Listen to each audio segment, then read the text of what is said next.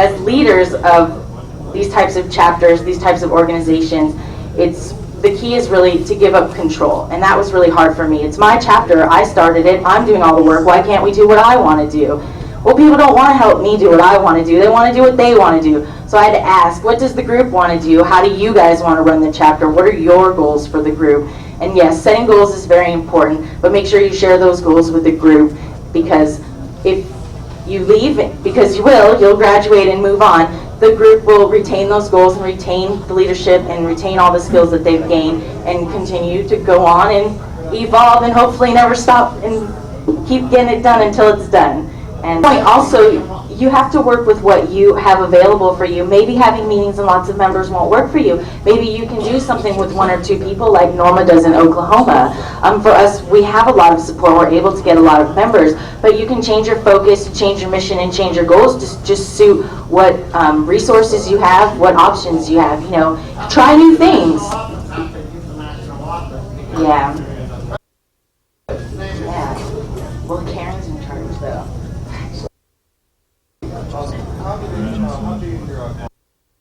And about 30 people come to the meetings every Wednesday. We meet once a week on Wednesdays. Meetings are important. They build fellowship. Definitely communication as well between the group. I hope what I said made sense earlier. It all happened so fast. Yeah, sure. No, I wasn't. No, this was like in 1972, and I don't know. And what happened, marijuana, I mean, I always smoked bud, I mean, since, yeah. yeah, I was out of the closet, yeah. A lot of people are so lower at Florida. How did you further yourself to the small system that everyone was new, you were, and not the normal guy, obviously, was marijuana. Well, I didn't feel I had to please everybody. As long as I had a majority of the vote, I could do what I wanted.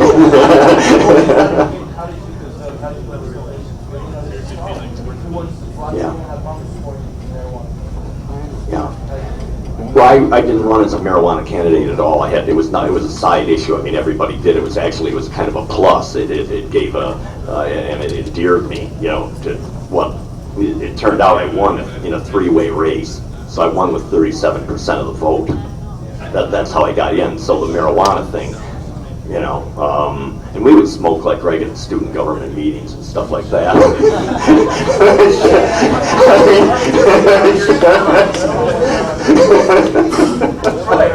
Yeah. Detroit.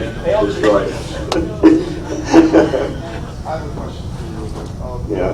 How many people voted in your actual presidential elections? 997. And I have a full center for Senate, and I would Well, the school, it had like maybe 10,000 students, and it was like 997 of them, voted. Is what it was. It was a campus-wide one. But there was no runoff thing. That's how I was lucky, because I would have lost otherwise. Thank you. Well, no, I just want to say, stick with it. I think if any of you are interested in, in terms of making money, and the idea of getting involved in this kind of politics, this is pretty rough stuff. And if you go into like business areas and things like that, I mean, it's a good education, believe me. It's a hard business, changing the public opinion and changing laws. It's, they want to just keep it the same, but you can't beat them. You got to be very focused. Really, know what you want, set a goal, and just do it. And then people get excited. You create a sense of excitement about it, and then people see it can be done. We won 4 initiatives now, in Michigan, Detroit, Ferndale, Traverse City, Ann Arbor, and by big margins, all 60%. We're doing another one in Flint, medical, and we're doing one of the lowest law enforcement priority in the city of Niles. We got a guy, he's been a 20-year veteran in the U.S. Army, staff sergeant, retired, Bronze Star, and he's leading this in Niles, in the city of Niles. So, and he got busted. And he's very angry about it. And, he told his probation people that, hey, he's pissed. And they said, well, listen, why don't you just change the law? Oh, I'm going to do that. So that's what he's doing. And we're trying to create that kind of excitement in Michigan. And then there's people coming out of the woodwork now because they see that we're, doing something that can be done. That this propaganda is just, a lot of it's hocus pocus. So. Yep. Yeah, we did. That's another thing we got going. And we got a bill in the legislature because of the result of the wins that we had in those last elections. So we welcome, anybody. We try to just keep it open. There's politics that get involved. There's infighting that goes on, and especially if you're doing something. So you got to be able to, deal with that too.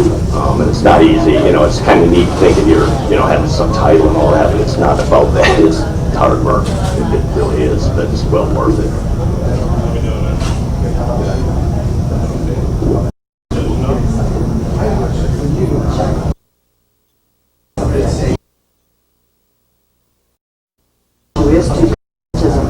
I read the platform and I said, my God, this is a conservative issue. And so you take it that way and show them how much money that we can save, and they got it, and they do.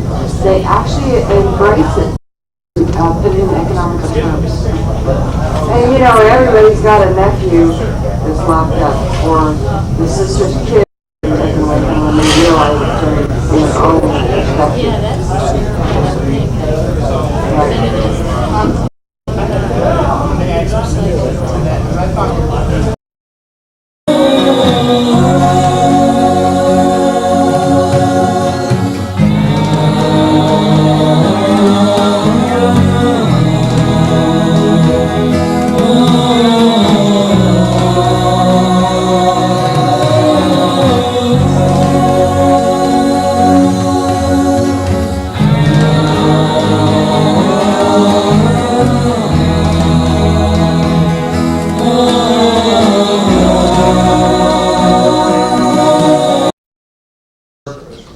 Come to our conference, give our keynote addresses, and unite all of us behind a single cause for drug law reform.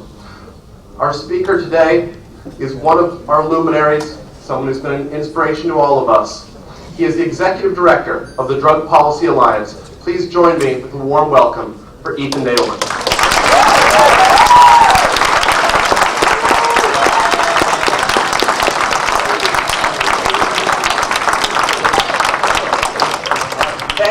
Thank you very much, Dominic. That was a very nice introduction.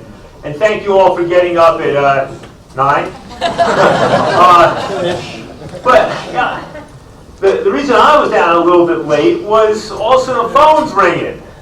And the front page of the New York Times. And other papers. FDA dismisses medical benefit from marijuana, it says. Which FDA? Is that the Fraudulent Data Association? Is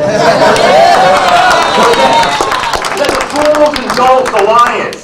I mean, this is, That's the Vioxx people, I think. The must be the Vioxx folks, or maybe it's the morning after pill, or maybe it's the administration, of course, that says there's no such thing as global warming, or that Iraq was. But I mean, I'll tell you, what's interesting about this piece, just reading this thing through, on the front page of the New York Times, above the fold, right, is the next line. And here we can say to the New York Times, thank you. Political fight widens, it says.